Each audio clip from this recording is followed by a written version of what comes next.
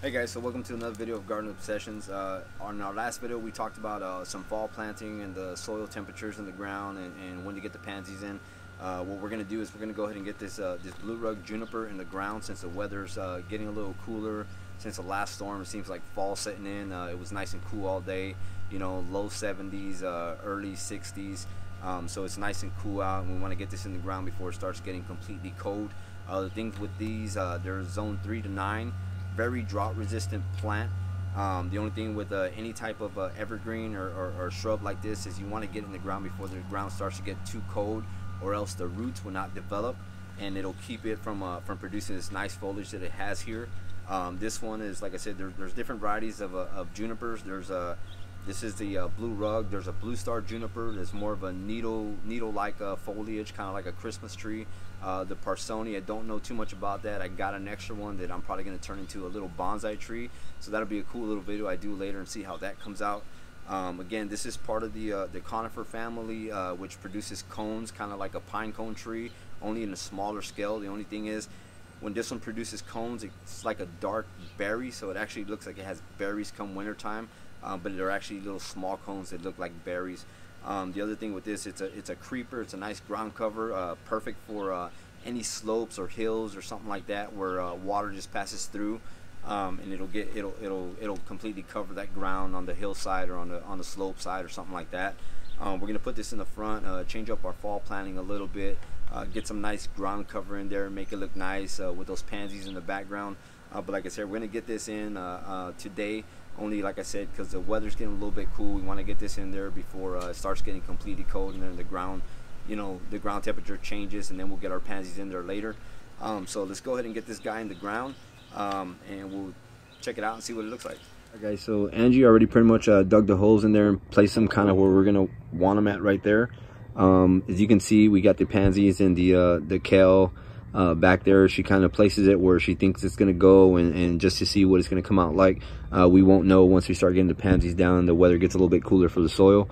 The denim and lace sage back there, as you can see, it's died back already. Doesn't provide any interest for the fall or winter, so we'll cut that back a little bit just to give the kale and the pansies a little bit more of a showing. And then springtime they'll bloom right back up. But that's kind of what we're going to go for here. We've only got these 3 right here. Oh, we got 4. We got 1 over there. But we're gonna pretty much on the sides here, kind of maybe get another one and fill it in over here on this side, and then fill another one in over there on that side behind the boxwood there. But let's go ahead and get these planted in and see what it comes out looking like for now.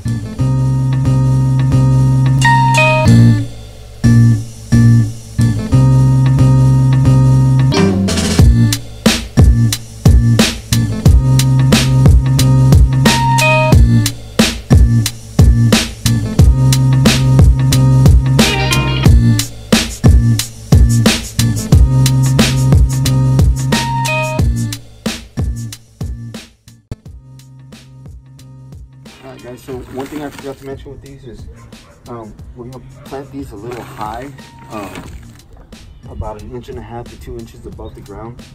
One thing we did learn from our bed here was that it holds too much water, and like I said, these plants are very drought resistant, so we don't want them to get over soaked and just sit in water and completely damage them. So that's one of the lessons we learned with this bed, was plant it high. That way they're not completely soaked and they don't start dying back from too much water or get root rot or anything like that. So like I said, we're leaving these about 1 inch to 2 inches high, just to be on the safe side a little bit. Like I said, these are not going to stay here permanently.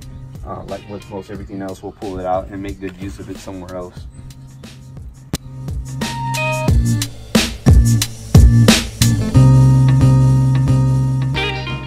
So we got them in the ground. Like I was saying, these are a real low creeper ground covering plant. They only grow 4 to 6 inches tall. The thing with these though is they can spread up to 6 feet wide. I forgot to mention that earlier.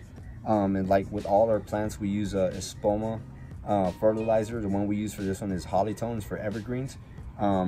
It's been working well for us. It's a great fertilizer. I suggest, you know, if you haven't tried it, definitely try it out. It works really, really well. We've had nothing but success with that brand, basically with all our plants. So let's go ahead and pull back real quick and we'll show you exactly what it came out looking like.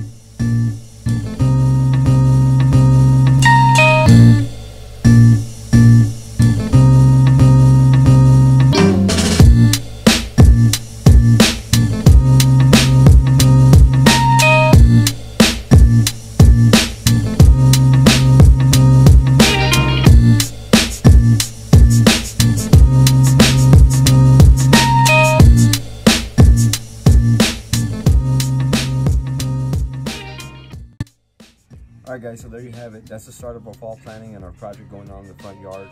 As always, I hope you liked it. I hope you learned something. If you liked it, please hit the like button. If you haven't subscribed, please subscribe, and we'll see you in the next video.